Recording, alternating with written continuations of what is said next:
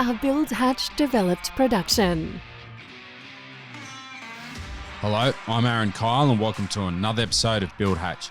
On this week's episode of Build Hatch, I had a very honest and authentic chat with Sean from SJ Carpentry Services in Melbourne. I've been talking with Sean for a while now, and both Sean, Joe and the rest of his carpentry team are working some of Melbourne's leading architectural projects, and their carpentry team are well sought after. As you'll hear from our chat, Sean is very humble and he is really focused on providing a streamlined service offering in and around Melbourne for, like I said, some of Melbourne's best builders and projects. I think you'll enjoy hearing us cover so many facets of building and carpentry, so let's get into it. Well, Sean from SJ Carpentry Services in Melbourne, welcome to Build Hatch. Hey, thanks for having me, mate. Appreciate it. That's all right. Now, we're recording this in Melbourne, and as always, we like to go back to our guest history and find out about how they got into building and construction. So, are you a Melbourne boy, Sean? Yeah. Bred out in Hurstbridge, so a bit of the bush life out there. And then now finally made my way into the suburbs. So I'm in Oakley now. What sort of kid were you like growing up? Probably a rat bag. It's what my mum and dad would call me. Yeah, look, I've always been outdoors. Loved everything about, sport, running around, always been physical. And then, it's pretty hands-on. So I think that's sort of why I've ended up where I am. So what was it like growing up out there? Look, it was good, yeah. Dirt roads, freedom. You get on your push bike, you ride around every night. Sort of things now, you look around and, you don't see kids doing those sort of things. So, yeah, I think we grew up in a good place and a good time. Were you always sort of thinking about building when you were going through school as a young kid? To be honest, not really. I was sort of a bit lost through my school years. I was actually going to join the Air Force. And I got to about year 12, and then I finally realised when I looked into like exactly what I wanted to do that you had to commit for 7 years. So it was 3.5 years of training, and then you had to go. Then you owe them that service of duty, more or less. So, at that point I was like, well, I don't really want to live in Canberra for 7 years. So, I ended up just on a long story short, I ended up just on a pipeline job, through a mate for a year and a bit. And then just doing some labouring sort of work. A bit of machinery, a bit of labouring, and then we'd do all the form work and stuff, and then even the steel fixing side of things. We're also climbing through pipes and stuff, so it was a bit of a weird job. That was all around Australia, so we're flying around, and then saved up some money, travelled Europe for 5 months, and then when I was there, I was sort of like, what did I enjoy, most about my time in the last 2 years from that last job, and it was probably the carpentry side of things. So then came back and just applied for every carpentry job in the area. And then that was it. That was it. That's the entry into construction, just like that. That's the start of it. Yeah. Went from earning good coin to earning $330 a week. Yeah, it's a tough life as an apprentice, I'd imagine. Oh, it is 100%. Yeah. Like, we complain now that they earn, I think they clear $570 or whatever it is. I can't remember what it is, but at the same time, inflation, everything else has gone up with it. So, you can live week to week on those wages, but you almost have to live at home. Like it's just impossible to move out and rent an apartment or rent a room even. Yeah. I've had some second years and stuff tried over the times, and then they probably, after a year, they've retreated back home. It's too early. I bet that time traveling overseas did it add like an element of maturity when you were doing your apprenticeship? Yeah, I think, people say, oh, you should travel and find, it's all nostalgic. And it honestly did. It helped. I came back and I knew what I wanted. I feel like I was a bit older. I think I was 20, 21 by the time I sort of jumped into an apprenticeship. So I think that's why, I sort of took it probably a bit easier than some other apprentices and just ran with it. So what sort of construction were you doing when you started your apprenticeship? Framing. So we were just a framing crew for your Metricon sort of mobs. So we weren't as quick as the guys are now, but I think we'd be on a house for a week, finish it, move to the next, which is pretty much the same house, different block of land. Yeah. So what's that like? Like people are sort of wondering, like framing crew, you downplay it a little bit, and I get that, but there is pretty good element of robustness and competitiveness and productivity as well that goes along with it. I think that's what I loved about it. It was always go, and that's what I said, like as a kid, that's just who I was, you know what I mean? So you get to, I don't know, it's just like that. It's good. Like you do enjoy it. It's just, it can be repetitive, but it depends what you want out of your time. It's a good skill to have because I think I've built everything off how quick I can frame now. which helps, the next stages go on. So Frames are on site already with the trusses, and then you're usually given a laminated piece of paper with a couple of laminated pages that you've got to basically start putting things together from. Yeah. It's with the framing, and as like most of those people say, it's all just having a system and an organised. Everyone's pretty much got to have a role. Whether it's the apprentice is cut, like he just stays on a drop saw. There was days where you just sit on a drop saw every day. Back then we were stick buildings. So it was just you just spend a day cutting studs, cutting all the door headers, cutting all the window stuff. Like it was already, the boss would already have it all on a bit of paper for you, and you just sit at the drop saw for a whole day, just going rant, rant, rant. And so then he'd actually give you like a cutting list. a cutting list, yep. And then I'd cut for the day, and then there'd be someone which would just come pick everything up, and he'd load up everything, and then there was two guys just running around on guns. Right. So everyone had like a role, and then once everything was built, we'd all lift it up together. Same thing. Someone was the gang plater. Someone would be lining up the next walls. Like it's just a well-oiled machine. It's like stick building. Yeah. What about if you were erecting prefabricated frames? Like what sort of process would be ideal for that? It's pretty similar. Every guy's sort of, you got two guys that pull the walls up more or less and put them in the place, and then there's someone his job is literally just following around with a ladder and just gang plate everything together, and then you'll move it. Like it happens that quick. You've just got everyone, and you've got people shooting braces on behind you just as temp bracing or whatever it is. Same sort of system. A number of 3 guys. Do you reckon that's optimum? Is it when you're putting these things together? 3, you need at least 3. I feel like you can get away with 2, but 3's for performance wise, you want 3 or 4. That's why you see a lot of guys probably with 2 or 3 apprentices. As I said, you could do 2 people, but someone's got to hold the wall while the other guy runs off and gets a ladder. Safety wise, probably not the best idea either. No, definitely not. Yeah. All right, so you did that, and then what did you do after that? So that company actually went under. So I moved on to more volume. Like it was more townhouse sort of style. So I think the next project we're on, we're doing 80 townhouses or something. So it's fairly similar. We were just in bigger crews spread out around the job site, just framing up townhouses and stuff. But then we started doing lock up and fix for that crew. So at least you sort of got to go back through and then start doing your own fix. That company started diving into more custom sort of build stuff. So I moved into that division. And then, to be honest, they went under as well. I don't know if the common denominator is me here or not. No, they had like 20 or 30 blokes. So when that but happened, you know what? In your defense, right? In all seriousness, running a framing business is probably one of the most cutthroat, ruthless parts of running a building business. And the main reason is it's a low margin, higher turnover business model, isn't it? Yeah, 100%. Yeah, there's not a lot of room for error. All it takes is like a really bad seasonal weather event that goes on for 2 weeks, and all your frames are, in the one area, and it just kills you. Yeah, well, there was days where we were sitting in the cars because we couldn't flick a slab out because it was raining. What do you do? Like you can't just put your walls where, like you can't just make it up. So there was 4. I could only imagine. Yeah, there's 4 of us sitting in cars for 2 days straight. I think it was just waiting for a dry patch. But anyway, so yeah, they went under as well. So then I ended up as a third. I think it was late third year at that point. I knew a bloke that knew my situation. And he said, "How about you just come and subcontract to me, and we'll just tick your apprenticeship off as you're sort of going." So I said, "All right." So I went and got an ABN, and then we just pretended I was an apprentice at the same time. It was a weird sort of setup, and then finally finished that off. But I think, to be fair too, like you're mature age as well. Yep. Working as a chippy, and having that experience behind you as well. And so was that sort of the first point of entry into entering the residential sort of construction market? Yeah, it was probably around there, sort of. Yeah, so from there, when you got an ABN, as you know, as a sub, you just sort of floated around, working for different companies and trying to find what you learn new skills and find what you enjoy. And that was where we started to, more work in that more custom, high end sort of homes, which was good. Learn those new skills. You're known as SJ Carpentry Services. So there's yourself being Sean, and you've got a business partner called Joe as well. So how did that journey sort of evolve? When I actually started SJ Carpentry Services, we took on a couple of projects, and I started putting on a couple of guys and stuff. And Joe actually came across as a subcontractor with one of his own apprentices. So he was just sort of helping out.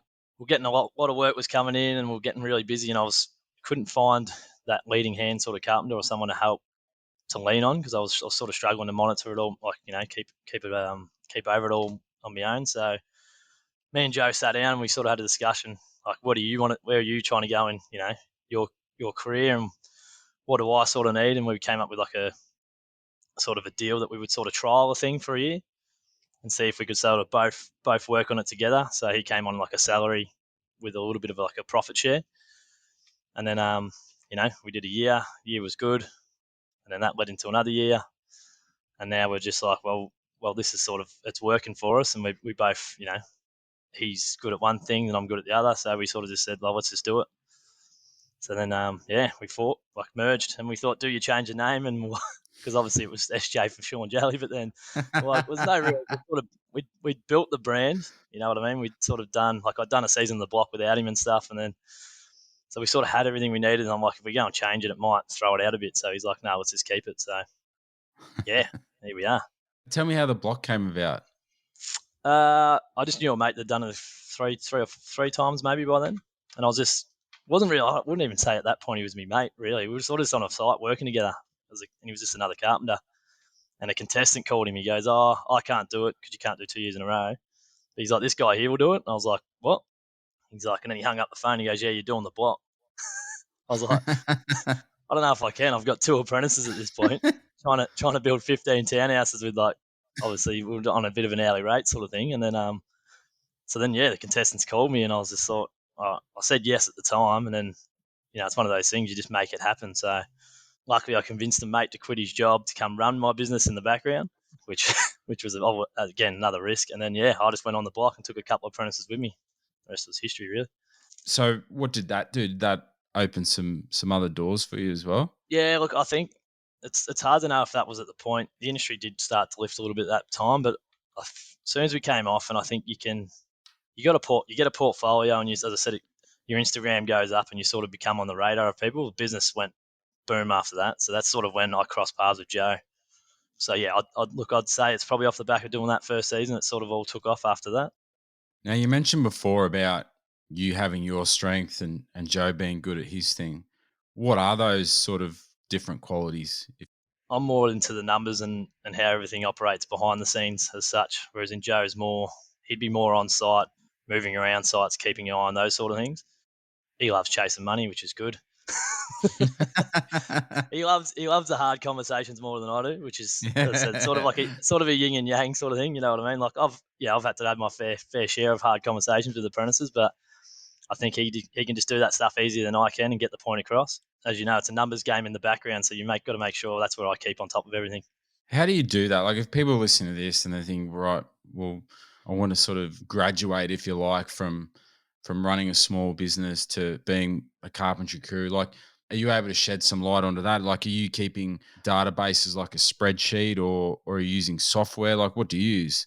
We use, for all the boys, we're tracking everything on a program called Harvest. They'll break their days down into hours, depending on what they're doing. If it's just framing for 8 hours, well, that's fine. But if they're doing different sections, so they'll have, even in framing, we've got box gutters, we've got shaft liner, we've got different sections. So we want them to accurately put as many hours onto everything they can. So then at the end of a project, we can then say, all right, we spent 20 hours, which will give us the exact cost figure for how long shaft liner took us. So then we can look at what we quoted and we can be like, all right, we're on track with that sort of stuff. That's taken 2 years of data to really hone in on that now. But those takes sort of forever, things, doesn't it? Oh yeah, that's what I mean. You can have it there and you can think I'm paying for this and it's not what am I using it for, but you have to wait until you finish projects really to figure out what you're doing. And that's where you can also find your weaknesses, like that's where we can see that we're a bit slower at framing than a framing crew would be or whatnot. So yeah, there's those sort of things. And then it's just the hardest part I've found when you go from being in the business to trying to run a crew is just finding someone that can give you this information and how do you get it. I found some business coaching and stuff and they give me some templates and whatnot. There was like just calculators for how much an actual employee costs you because, you pay them $500 a week. That's not what they cost you, all your overheads and stuff. And I think that's the hardest part, transitioning. So for any blokes out there that are looking to sort of go that way, I'd say even reach out to guys like us. We're happy to help. I've got things that I'm happy to show you. You're not exactly me competitor one-on-one. You know what I mean? So I feel like that was the hardest thing I struggled with. That I didn't have anyone to reach out to. So yeah, it doesn't have to be me. You can reach out to anyone. Reach out to you. I'm sure everyone's got some kind of thing they can help them with. You know what I mean? Yeah, look, that's what it's about. And it's about creating a bit of a community where people can do that. And they do that all the time. And what you've mentioned there is effectively a system, and you're not taught these things at school or even during your apprenticeship or even at university for that matter. So it's about breaking it down into what you do, and eventually you just rattle it off the top of your head. Yeah, It comes natural to you. And the guys that know how to do it, they know exactly how much that type of cladding or element of a building is costing them. And it's amazing how yeah, that happens, isn't it? Like it just comes straight away. yeah. Like yeah, like you think back to when you started, and you're like how far away you were from where you are now, and all these things you didn't know that you needed to know or existed. So yeah, it's cool. Do you guys cover all sorts of carpentry and framing? Like, do you do everything? Yeah, start to finish. Yeah. We do we do cladding depending on the size of the project. Sometimes we won't take the cladding on just because it will stretch you too far because you've got to do the cladding whilst you're doing the lock up or you're still framing on the job. But yeah, feature claddings, we love all that sort of stuff. There was a builder for a while there. We're working on like pubs and bars, doing some shop fit outs and stuff. So that's good for the boys as well because we can provide a good variety of work. Do people say, look, can you do a square meter rate for us, or is it fixed price? Like, how do you sort of structure that? Yeah, look, everyone always says what's your meter rates, but look, you start off with a base of a meter rate when for your frames as such maybe, but then a lot of this custom build stuff, if you try to go in on a frame like a square rate, I think that's where you're going to get in trouble. It's very Um, difficult, isn't it? yeah, well that's it. Yeah, it's not one fits all. You know what I mean? Like some have box gutters, some don't. Some just like all the little architectural things that you know what they're doing now, curves everywhere, or there's inside out like I've seen walls that look like they're an ocean now. Like it's just you know what I mean? If you come in on a square meter, yeah, I don't know. But look, there is So, for the basic homes, we've got rates in place, but same thing. Every job's based individually. what do you reckon's the hardest type of cladding or the most labor intensive type of cladding to install? Oh, you know, you got your bare stone claddings, which are like a finished matrix panel now. So you've got to have all your screws have got to be 100% lined up and pre-drilled because if you put that board up and it's wrong, it's a $300 sheet. That's So right. yeah, Yeah, there's it's a got lot to of be things. right. That's what I mean. Yeah, like one screw being in the like out of line means you got to pull the sheet down. So like all these things just take time and they take care. Like a standard matrix is probably your easiest, just a 10 mil gap everywhere. Or your axon claddings, they're all pretty straightforward and easy. But anything timber feature, I think you start to go, starts to drag out a bit longer. So you're getting lots of people sort of wanting the charred Japanese timber style of Oh, that's cladding. Is that boomed. Yeah, that's boomed at yeah? the moment. You can see it all over Instagram. Everyone's doing it. Oh, it's a cool product. It's a cool thing. How they burn the timber, which gives it like its own seal on the outside of it. It's messy. Make sure you wear gloves. Yeah, good idea. So Sean, tell me a bit about what sort of projects are you guys working on at the moment? Because you're well known for working on some pretty exclusive high end type of builds. We still sort of in those Turak, Brighton areas. Like we just anyone that sees us on Instagram, I think last year we just finished off. It was a $15 million home in Turak. We helped out BCG, which it's just insane the amount of detail and the amount of work that goes into this. I think we were on there for about a year and a half, 2 years. I was going to So say, yeah, how long did that go for? yeah. So I think it was meant to be a $15 million build. I probably went past that, but um, the ones we're working on now in Brighton and stuff, like they're big, lavish homes. They're high end. There's curved staircases that go in that'll be worth 100 grand. It's insane to see, and it's good to see at the same. Like this is why I love carpentry because you get to see all these different sides and what architects can push us to do. Take us through, say, the challenges that come with a project like that, where you have curved staircases and these massive feature walls and things like that. It's millimeter perfect sort of stuff. That's what it is really. Like everything's got to be spot on. They've got everything's pre-measured. Some of it, like especially with the marketers in now, everyone's having to try and get stuff earlier. So you've got to make sure everything works as to plan. Variations come in a lot with these sort of builds, which makes it hard. Yeah.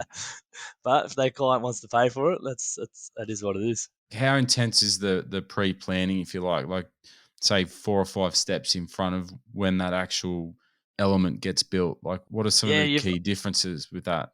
I think I know you do have to think about the finished product. So like the whole time when you're at frame stage, everything's just you've got to be able to envision that end. of what they're trying to achieve. Otherwise, they can get blazed over. And I find that's why sometimes apprentices and stuff can struggle on these builds because they either haven't seen the end result yet, so they can't envision it. It's almost an awareness because, and it sounds really simple, but if you're trained and you're working in that framing and you're that guy that's doing the cutting or the running around and stuff like that, like you're just thinking one, maybe two at best steps ahead sometimes. Like you're not thinking of the roof yet or the bracing yet. You're just trying to get that gang plate on to hold the corners and the frame in place. So if you're doing that, that's your world. And then same with, say, decking. It's a repetitive type of carpentry as well.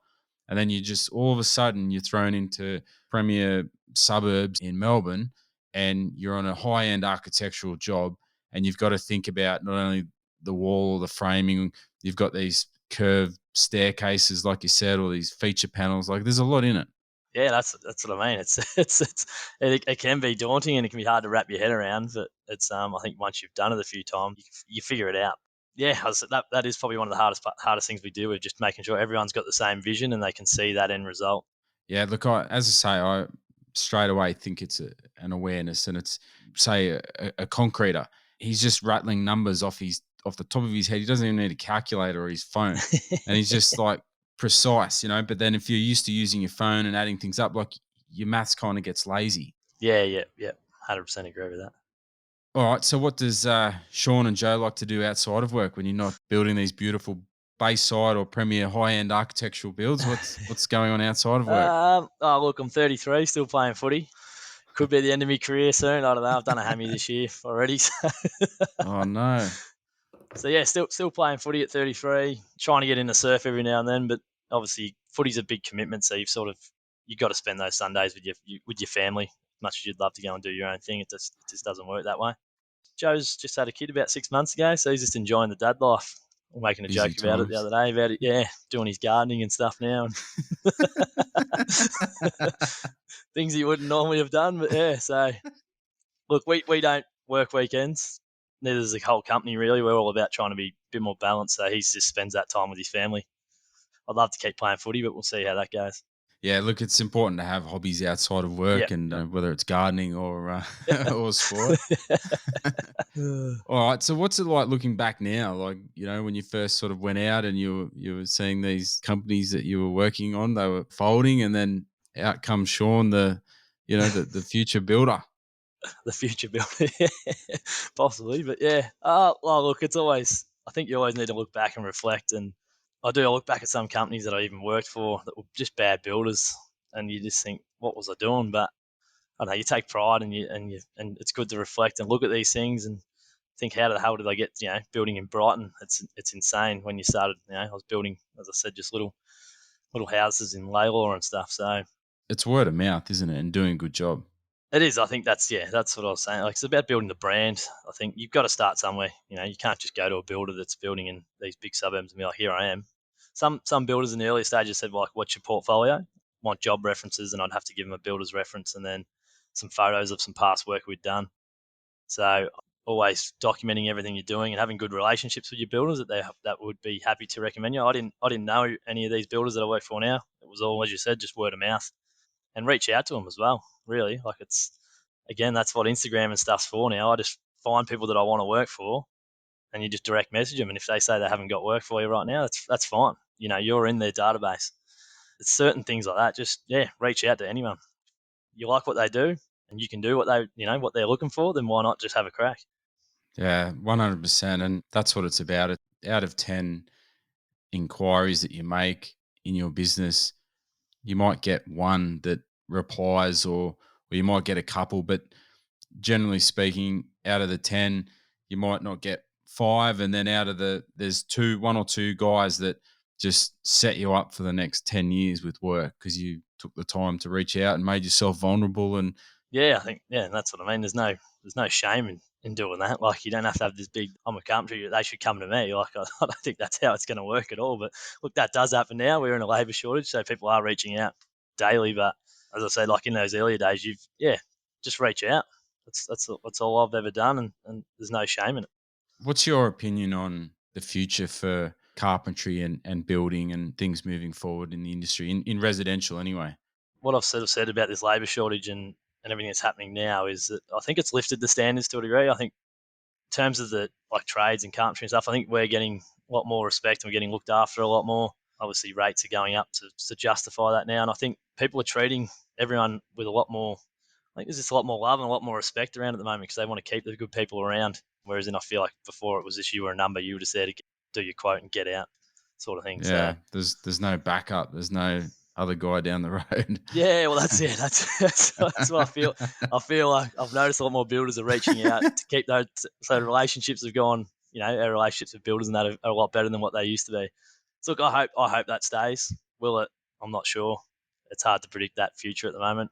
It's going to be a weird 12 months coming up. I just don't know how long all this can keep going for, but is the materials going to come back to a degree, or is the prices ever going to come back down? Obviously, it's going to drive housing prices. We've got interest rates. There's so many variables at the moment. It's hard to know. Have you been working on steel frame construction?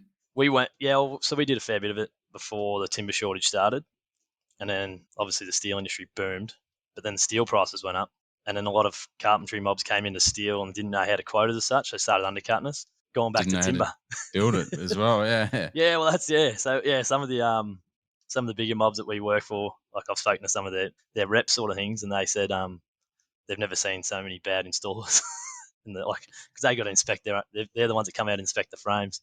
Yeah, they said some people have just butchered the hell out of it. Lots of people ask this as well. What are the main differences between timber frame construction in Australia to having to use steel? Because I think most, in Australia at least, we still love using timber over steel. Oh yeah, 100%. We Yeah. all love timber over steel. Yeah, some of the boys they deal with it, but at the same time, you've got to keep them happy. We've got to keep timber frames because they don't feel like they're getting their kick out of like that's not what they enjoy, and they're not getting what they want out of their carpentry time at their apprenticeship. Because it's prefab. It's just put it together, screw it together. It can be a genuine pain in the ass sometimes, but You're right. I think it has an element of being a different trade as such. yeah, it does. Yeah, or they call you tin snip chippies or snippies. so I've got me fair bit of slack off me mates over the last couple of years, but You trader. yeah. But Going look, over to steel. we sort of like it is a way of the future to a degree. It will never take over, but I think there will always be an even balance when the prices balance back out. It has its purpose. Even like you said, a carpenter might enjoy building a house out of timber. There are equally clients out there who don't want steel; they want timber because that's what they feel comfortable with and they're used to, and being timber, it feels like a home. Yeah, it does. Yeah, rather than just a cold metal frame. Yeah, I was trying not to be controversial. Yeah. All the snippies out there are going to be reaching out. Just trying to target on me, even though I'm behind enemy lines then, but yeah, nah. Yeah, look, it's interesting. I think a lot of people, and it was well publicised too about that this would be it for timber framing in Australia, or not it, but it would Yeah. be phased out and over to steel. And the Steelies have been lobbying it for a while, and there's lots going on in their industry as well. So at the end of the day, I think both commodities have kind of rised in price, and at the end of the day, timber's obviously easier to work with. It allows a bit more flexibility, and that's pretty much why we prefer using timber, I guess, from a trade background. That's like a variation on a metal frame. Like you can't just every stud and every screw is engineered on those things. So technically, you're not meant to cut anything without calling someone. You know what I mean? So even like a door opening, you want to change that. You're talking an hour or two. Timber, you just smash the stud out, cut a bigger header or whatever it is, and put it back in. It's a 20-minute job. So yeah, like as I said, they both definitely serve a purpose. I feel like the metal frames now are for your more apartments and stuff. All your PT slabs have always got your metal frames up top and then down below. Whereas I've seen those bigger sort of custom builds now that they sort of tried it during the timber price hike. Now they've gone back to timber just because it's easier because we're not charging variations. Like we'll change a timber stud opening without trying to charge, you know what I mean? Because as I said to you, it's 10 minutes. But then you've changed 5 doorways out of a metal frame, you're losing a bloke for a day. Yeah, 100%. What's your sort of view or snapshot, if you like, of suppliers and shortages and things like that? Like, it's obviously improved, but what's sort of frustrating you from business owners' perspective? Like Bowens have looked at in terms of timber deliveries and stuff, we've been fine. It's the it came down to things like the truss suppliers and stuff. There, you're getting promised trusses on Monday, and then it's Friday, and they're not even there. And then you're ringing them every day, they're not answering their phones, and then they finally answer on the Friday, and they'll say, "Oh, next Wednesday." So they're a week and a half off where they said. Some of them even made us give them timber. So we've supplied Yeah. timber because they said if you supply us the timber, you'll get your trusses next week. All they've done is Yeah, supply them right. timber and they've built someone else's trusses out of it. And then we've Yeah, been there's pushed back some 2 weeks. yeah, I know, So there's some woeful stuff. that's it because we supply a lot of our timber and stuff for the builds we do. So I said I think in terms of getting actual timber supply is fine. It's just getting those things like your trusses and your posies made up at the moment that we're sort of struggling to Yeah, find and someone. that's what's happening right across the industry at the moment. It's builders that they're not going broke intentionally, of course. They're not going broke because they're doing some dodgy stuff, or some are, but it's more about things have slowed down. Like you said, you Yeah, can get your timber and you can build your frames, but you're waiting on trusses, or you could be building things inside and you can get your beautiful stairs, but you're waiting 6 weeks on balustrade. So it's getting bits and pieces. it's hurting everyone. Like it's same with us with progress. Then you can't claim progress at the end of the. A lot of builders are 30 days into the month. So at the end of the month you're like, oh, what did I do? But everything's been delayed. So then you can only claim half your progress, and that's obviously the same on their end. They can't claim what they would normally claim, so their cash flow is hurting. So I think that's the major issue we're all facing at the moment. Well said. Well, Sean from SJ Carpentry Services in Melbourne, it's been really nice to sit here in Melbourne and talk to you. I've really enjoyed it. Look, love what you're doing. And for people that are listening to this that want to reach out and get into contact with you, what's the best way to go about it? Just look us up on Instagram. Message me over there. It goes to our website, which has got our phone numbers and stuff there as well, and email. So if you ever want to reach out, 100% keen to help anyone that's looking to start. As I said before, like I've got no issues with helping guys get going in the industry. You're not my enemy. You're not my competitor. Yeah, look, that's what it's about. That's what Build Hatch is about, building a collegion of people and like-minded community members. And yeah, as I said, you guys are doing some really good things, you and Joe. So thanks again for coming on to Build Hatch and having a chat. No worries. Thanks for having us. Well, that was another Build Hatch episode with Sean from SJ Carpentry Services in Melbourne. As usual, if you know a hard worker having a go in the construction space or a building-related business, person or product where you love what they are doing or selling, then please do get into contact with us and we'll be more than happy to tell their story and get behind their goods or services on the Build Hatch marketplace. Our team are busy rolling out independent sellers on buildhatch.com as we speak, so stay tuned for more and more products and services as we onboard them. As usual, please check out our own Instagram page and other socials where you'll be able to learn more about our guests and the features of the work that we talk about. Have a great week, and you'll hear me again on the airwaves next week. Thanks for listening to another episode of Build Hatch. You have experienced a Build Hatch developed production.